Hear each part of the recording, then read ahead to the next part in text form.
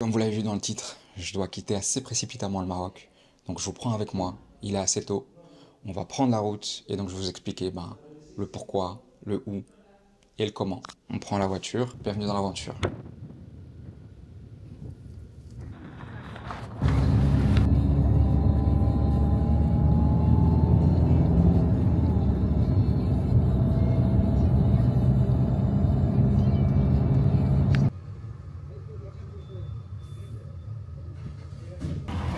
Ouais. Ouais, s'il te plaît. Tu vas aller là-bas? Ça, c'est pas trop. Non, ça c'est Jawa ça.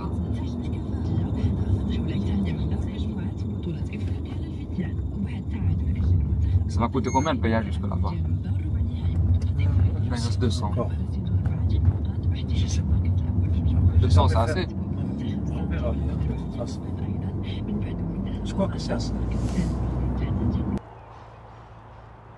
Ça fait 2 heures à peu près qu'on roulait, là on est à peu près à mi-chemin, je pense qu'il reste 2h30. Un petit peu fatigant, je n'ai pas super bien dormi.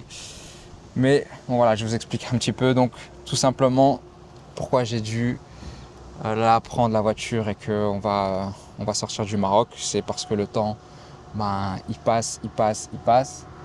Et heureusement qu'on a fait attention ici, mais on s'est rendu compte que les 3 mois de visa auxquels moi j'ai droit, ils vont arriver à expiration dans quelques jours.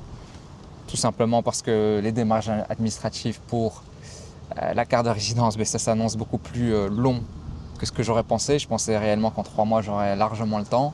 Là, on a un peu pris de retard parce qu'il y avait un document important qui était dans les affaires du déménagement. Donc, on a perdu 1 mois là-dessus. Mais même, honnêtement, ça prend quand même pas mal de temps, surtout quand on ne sait pas ce qu'il faut faire. Quand on te donne les informations au compte-gouttes, que tu découvres au fur et à mesure. Et c'est pour ça que je vous ferai une vidéo une fois que tout est terminé pour vraiment vous expliquer comment faire pour ceux qui sont dans ma situation, pour que vous ne perdiez pas tout ce temps et l'argent que j'ai perdu à faire traduire des documents qui ne sont pas les bons, etc. Donc je vous expliquerai tout ça. Mais toujours est-il que là, voilà, si je restais plus longtemps, j'allais rentrer en situation irrégulière. Donc j'avais plusieurs options. La première, c'est de prendre l'avion. Cette option-là, elle me chauffait pas trop parce que prendre l'avion, ça veut dire, voilà, tout ce que ça implique de prendre l'avion. Tu vois, contrôle de sécurité, arriver à l'avance, etc. Rentrer dans l'avion, faire un aller-retour alors que j'ai pas besoin de rentrer en Belgique et j'en ai pas l'envie non plus. Je pensais aller en Espagne, après je me suis dit ouais mais j'ai pas trop envie non plus. Plus de ça, il aurait fallu que j'y aille seul parce que voyager avec un bébé juste pour faire un aller-retour, c'est aussi relou. Donc en discutant de ça avec des connaissances, mais ils m'ont dit mais pourquoi simplement tu vas pas à Ceuta? C'est une enclave espagnole sur le territoire marocain. Enfin, du coup, factuellement, c'est territoire espagnol, mais voilà, tu dois pas prendre le bateau, tu dois pas sortir du Maroc. C'est une frontière qui a terrestre avec l'Espagne, et donc tu passes ce point-là, et ensuite, tu reviens, et donc ça va automatiquement renouveler tes 3 mois. Donc, c'est l'option ici que j'ai décidé de prendre parce que ça me permet de faire ça, de faire la route. Moi, ça me dérange pas de conduire, de partir le samedi par exemple, de revenir le dimanche. Donc, c'est assez simple pour nous. Maintenant, ça vient quand même avec quelques incertitudes. Déjà, au niveau de la voiture, je me suis renseigné. Donc, tu peux pas faire ça avec une voiture de location. Donc, on a emprunté une voiture. Au niveau assurance, on a fait un papier supplémentaire pour pouvoir sortir du territoire marocain, c'était 500 dirhams. Donc j'espère que le papier est bon, que ça va passer.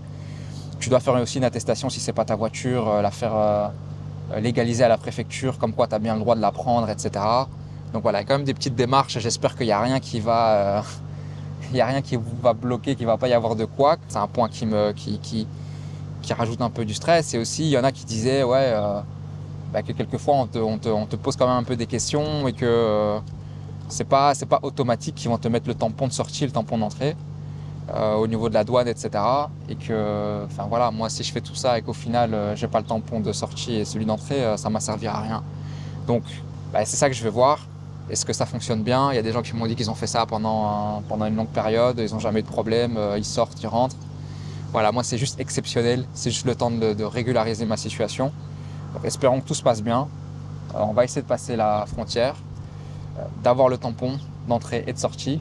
Et aussi, on va vous montrer ce qu'il y a à Ceuta, là-bas, dans cette petite partie espagnole sur le territoire, qui a une frontière terrestre avec le Maroc, on va dire ça comme ça. On va voir un petit peu ce qu'il y a en termes d'activités, s'il y a des choses qui sont intéressantes, en termes de vêtements, etc. On sait que ça peut être assez cher dans certaines enseignes au Maroc. Là, on va voir les différences de prix. Et voilà, je vais vous emmener avec moi. On espère que tout va bien se passer. Quoi qu'il arrive, vous verrez, comme ça, vous pouvez vous faire aussi votre propre idée, voir si c'est compliqué ou pas. Je vais vous montrer les différentes étapes. Ce que je voulais vous montrer aussi, bon, vous connaissez probablement, ça, c'est Jawaz. C'est super pratique parce que comme ça, tu ne dois pas faire la file au péage, tu ne dois pas payer avec ta monnaie, etc. Ça se fait automatiquement, il y a un bip et tu passes. Et ce qui est super bien, c'est que maintenant que j'ai un compte bancaire marocain, ici je suis chez Attijari, et donc tu peux automatiquement venir ici dans paiement et transfert. Tu vas dans recharge mobile et Jawaz, juste ici, hop. Et donc tu peux venir recharger automatiquement ton Jawaz. Donc j'ai déjà ajouté, j'ai plus qu'à venir ici et rajouter le solde. Donc là je suis à 192, normalement ça devrait être suffisant, mais je vais quand même rajouter 150 pour être sûr. Et donc ça franchement c'est super pratique. Et bien sûr, valeur sûre, quand tu voyages ici au Maroc, tu t'arrêtes dans les stations Africa et tu vas chez Oasis Café. Franchement, c'est toujours très bon. Pas une route. Hein? C'est la piste, c'est pas une route.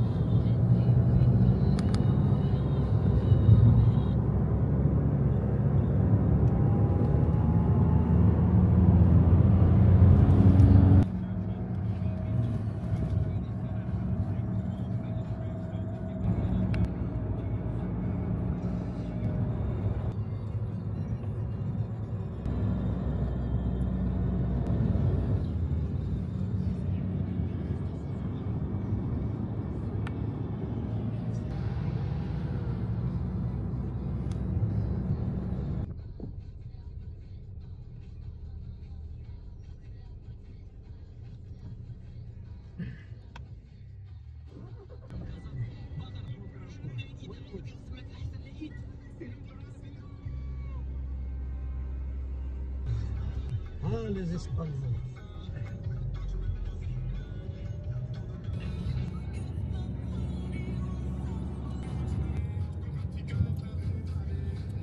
Tout ça, c'est des dépôts des Marocains. Ils sont faits.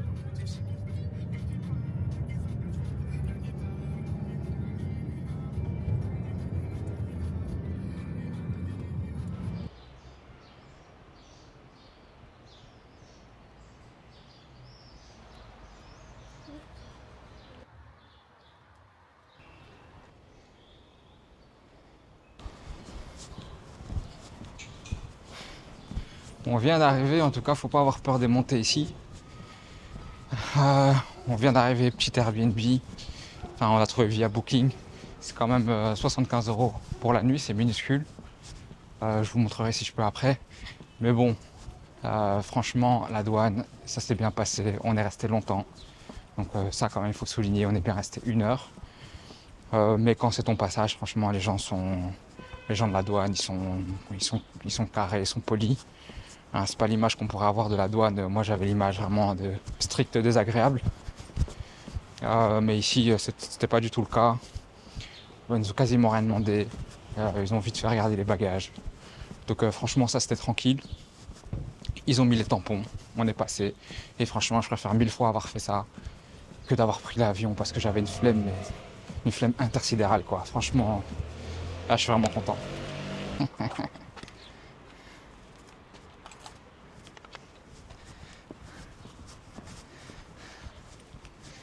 Ah ouais, je venais chercher un truc dans la voiture.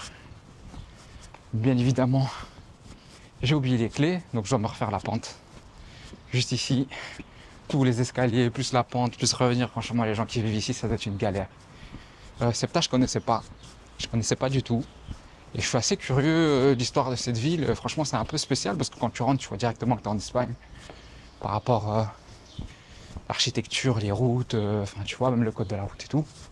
Par contre, c'est très bizarre parce que au niveau de la population, tu as l'impression que, en tout cas au début, principalement une population musulmane, quoi. Donc un petit peu, c'est un petit peu étrange. Je sais pas trop c'est quoi la dynamique de la ville, comment ça se passe pour les habitants et autres. De ce que j'ai pu comprendre ici, voilà, c'est très facile de manger halal, c'est très facile d'avoir des mosquées. Tu vois des femmes voilées partout. Donc ça a l'air tranquille par rapport aux musulmans. Tu me diras, c'est sur le... pas sur le territoire marocain forcément, mais voilà, c'est une petite enclave. Mais quand même, quoi, tu vois. Je me demande un petit peu c'est quoi la raison de tout ça, c'est quoi l'intérêt pour l'Espagne. Regarde, pour ceux qui vont souvent en Espagne, tu vois, direct, tu reconnais ces caractéristiques de leur rue. Purée, je suis essoufflé. Donc ouais, c'est assez marrant. C'est assez marrant et finalement 4-5 heures de route c'est fait. Pour les gens qui habitent à Tanger, Tétouan, etc. C'est encore plus rapide. Donc ouais, c'est super avantageux pour nous en tout cas, qui avons des passeports qui permettent de passer des deux pays sans problème. Voilà, tant que je suis ici, je récupère les clés. Mais ça ressemble à ça. C'est vraiment tout petit, mais par contre c'est clean et c'est fonctionnel. Et il y a une petite terrasse là-bas. Hop. Donc, c'est un peu la gueule du truc, franchement. Il y a une petite cour. Pour le prix que c'est, franchement, ça va être rentable de ouf pour lui parce qu'il en a deux les uns en face de l'autre. Donc 150 balles à chaque fois la nuit. Pour des petits trucs comme ça en Espagne. Vas-y. Cette fois-ci c'est la bonne, j'ai les clés, j'y retourne. Par contre, pour se stationner, c'est une de ces dingueries ici. C'est super compliqué. Super compliqué, c'est pour ça qu'on a marché tout ça. Franchement, c'est super relou. Et mon premier réflexe ici, c'était de dire ouais, laissez rien de visible dans la voiture parce que ça m'a pas l'air très safe non plus. Donc ça, on voit pour le coup que t'es de retour en Europe, quoi. Ça se voit que, enfin en tout cas c'est la sensation que j'en ai, qu'ici ça doit péter des vitres la nuit, prendre ce qu'il y a dans ta caisse et que c'est pas aussi safe que tu peux l'être de te balader la nuit, etc. Par exemple, si tu compares au Maroc, je pense que pour le coup de ce côté-là et sur bien d'autres aspects, on est bien de retour en Europe, bien que ce soit si proche.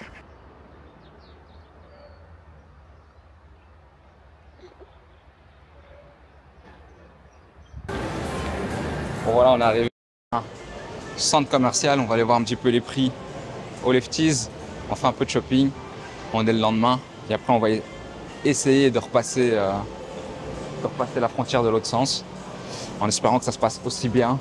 Apparemment c'est un peu plus long, mais bon, tant que ça passe, moi je m'en fous. C'est ça un petit peu le programme de la journée. Ah, sinon il est pas ouf du tout le centre commercial, pas ouf. Après voilà, c'est une petite ville, c'est un petit coin. Mais il y a Bershka, il y a tous des trucs comme ça. Niveau prix, j'essaie de vous trouver des trucs équivalents pour comparer. Mais celui que j'ai fait au Maroc, je pense que c'était quand même, ouais, comme j'avais dit, 30-40% plus cher. Je crois qu'il était à 17 €. Ici, c'est 12 € pour un pantalon là, comme ça d'enfant. Para los hombres. Il y a des petits jeans ici. Après, c'est tellement pas mon genre. Je trouve ça tellement moche que c'est difficile de se faire une idée de comparer. C'est un peu comme un Primark, j'ai l'impression. Mais franchement, je recommande pas pour le shopping, c'est un peu à chier. Voilà, on est chez Bershka. Regardez le prix, ça c'est déjà plus mon style. 50 €. Je crois ça, on les embarque direct. Ça. Bon, on a fait 2 magasins, ça me rappelle à quel point ça me saoule de faire du shopping. Ah, je parle à la caméra. Bon, les gars, c'est vrai que ça fait vite cher au Maroc quand tu regardes dans les magasins. Mais en fait, quand je viens comparer ici maintenant en Espagne, je me rends compte que tout a augmenté en fait. Même ici, c'est cher. Même ici, c'est cher et c'est pas ouf. Donc, ouais, je suis un peu déçu. Je suis pas trop hypé, je t'avoue. Franchement, opération avortée. Ça vaut vraiment pas la peine. On va se retrouver au supermarché. On va prendre quelques trucs pour la route, pour manger. Mais sinon, ouais, pas waouh. Plus, ouais, je sais pas, ça donne pas trop envie de traîner ici. Il y a toujours ce truc que j'avais oublié. Ça faisait longtemps que je n'étais pas venu en Espagne. Surtout que les Espagnols, je sais pas si vous avez ça aussi, ils te regardent toujours. Plein d'Espagnols, ils te regardent toujours mal, fixement. Là. Même des darons comme ça, des mamans de 50 ans. Je sais pas pourquoi. Frère, t'es là, tranquille, tu te balades avec une poussette, tu vois. T'es un gars lambda. Elles ont ce truc de dévisager comme ça un peu. Par contre, point positif, ça il faut quand même le dire, c'est Ah, la conduite, hein, c'est incroyable, comme juste le fait de passer la frontière, les gars. Je trouve une conduite nickel. Et ça, franchement, ça, quel plaisir, quelle grâce. Quelle grâce. Bien? Beaucoup. Je vous le dis, j'adore, mais on adore tes dieux. J'aime bien. Bon, t'as quand même un bon coin halal ici avec des belles pièces de viande. Dans le carrefour, ça c'est quand même cool ça. C'est des belles pièces de viande. Hein. Pour les amoureux de charcuterie, t'es même franchement bien servi ici parce que c'est un peu compliqué à trouver au Maroc. Hein. De la bonne charcuterie. Tu trouves la charcuterie, mais de la bonne charcuterie c'est compliqué. Franchement, il y a des trucs pas mal. Ça c'est le bacon. Franchement, il est super bien fait, il est bon, mais ça, passer la douane avec ça, ils vont te casser la tête. Franchement, sinon on aurait pris.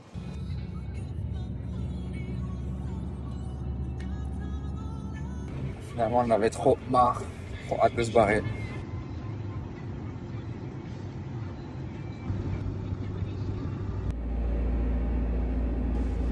Je sais pas si ça vous fait ça aussi, mais je remarque que, tu vois, t'as pris certaines habitudes quand tu vis dans un pays qui n'est pas musulman, de devoir toujours te débrouiller un petit peu, de bricoler, de calculer, de te dire ouais, voilà, je pense que là j'ai le temps de rentrer à la maison pour faire la prière, etc. Plutôt que d'essayer de trouver une solution à l'endroit où t'es parce que c'est compliqué. Et je me rends compte qu'ici, avec toutes les facilités qu'on a, bah, je garde encore ces réflexes. Et j'ai toujours ce réflexe de me dire ah mais voilà, c'est bon, je vais attendre d'être rentré à la maison, c'est plus facile, alors que ça facilite de ouf de pouvoir faire ça à l'endroit où tu es, que ce soit les centres commerciaux, que ce soit ici sur les aires de repos, sur l'autoroute, etc. Donc c'est vraiment un truc que je dois déconstruire et une habitude que je dois défaire. Parce que évidemment, c'est une des raisons principales pour lesquelles on est venu ici. Et ça te rend la vie beaucoup plus simple et tu es aussi moins dans la précipitation.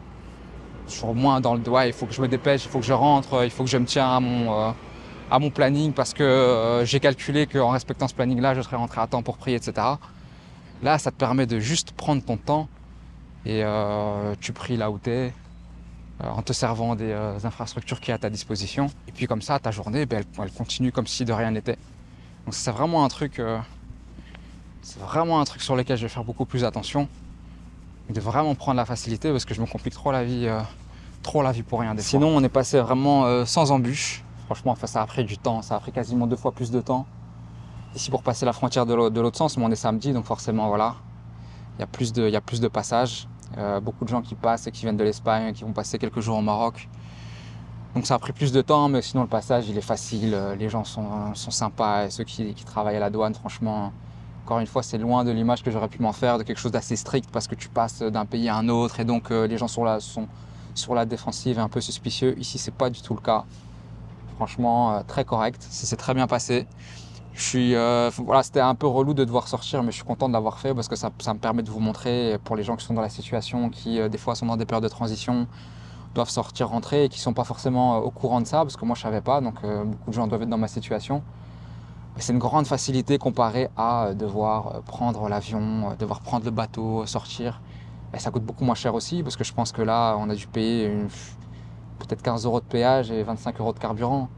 Franchement, pour 50 €, tu es couvert et tu peux le faire dans la même journée. Et c'est ça que je voulais dire, c'est que si moi je devais le refaire par contre, parce que j'espère que je n'aurai pas à le refaire et que mes papiers seront réglés maintenant que les 3 mois sont prolongés, si j'avais dû le refaire, si je devais le refaire, ce que je ferais plutôt, c'est que je partirais le matin comme j'ai fait.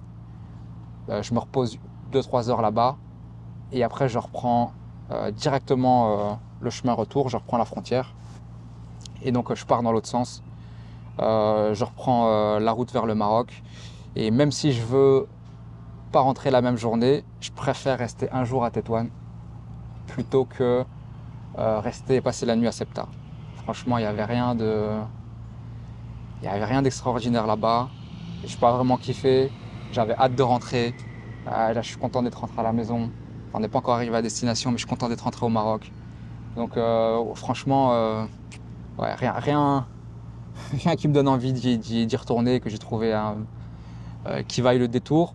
Donc, soit tu fais tout d'une traite la même journée. Nous, comme on a un enfant, mais on ne voulait pas le faire.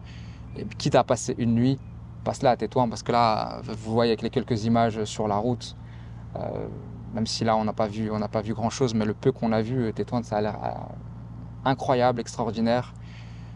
Ça coche Kaz, je vois tout de suite que c'est une ville très familiale. Il y avait beaucoup de zones vertes, beaucoup de, voilà, de gens qui pique-niquent. Il y a beaucoup de jeux pour les enfants, etc. Moi, c'est tout ce qui m'attire, qui me plaît. Et donc, ça fait de toute façon partie des villes qui sont sur la liste. Et donc, on la visitera bientôt, Inch'Allah. Mais de ce que j'en ai vu, c'est super vert, c'est super beau, c'est en montagne. Les paysages sont incroyables. Ça a l'air vraiment d'être une vibe très peace. Donc, en tout cas, ça m'a fait très forte impression. J'avais déjà vu Tanger que j'avais beaucoup aimé. Mais là, Tétouan, ça a l'air encore mieux. Donc on verra ça. On verra ça prochainement, on verra ça bientôt. En tout cas, voilà une chose de faite. Je suis content. C'est reparti pour au moins 3 mois avec ce statut-là. Maintenant, on passe une deuxième étape par rapport à tout ce qui est démarche administrative pour régler un petit peu ma situation. Je pense qu'on a fait le plus dur. Et que là, normalement, ça devrait être plus simple. Et donc, une fois que ce sera terminé encore, je vous expliquerai comment j'ai fait pour les gens qui sont dans ma situation. Parce qu'encore une fois, quand tu sais quoi faire à l'avance, ça te fait gagner 5 fois le temps et 5 fois l'argent, quoi. Donc, ça divise par 5 le coût. Parce que là, on a fait des démarches qui servent à rien, fait traduire des papiers qui servent à rien, etc. Alors que là, maintenant que c'est bien clair, tu te rends compte qu'en fait, voilà, c'est pas si compliqué, c'est un peu long, il y a beaucoup de choses à faire. Mais c'est juste qu'on te donne des informations qu'on te goûte et que donc quelquefois tu te fais un peu balader. Mais une fois que tu sais, franchement, après je dis ça, je suis pas encore au bout du tunnel, donc j'en parlerai quand je serai à ce moment-là. Enfin, quand ce sera fait. En tout cas, merci d'avoir regardé, likez la vidéo, abonnez-vous comme d'habitude s'il vous plaît. Ça aide la chaîne à se développer, ça me permet aussi de voir quel type de contenu vous aimez, ce que vous avez envie de voir. N'hésitez pas à me poser en commentaire si vous avez des questions, s'il y a des choses que vous voulez savoir. Comme ça, je suis ravi de vous aider si je peux le faire. Et on se voit très rapidement pour une prochaine vidéo.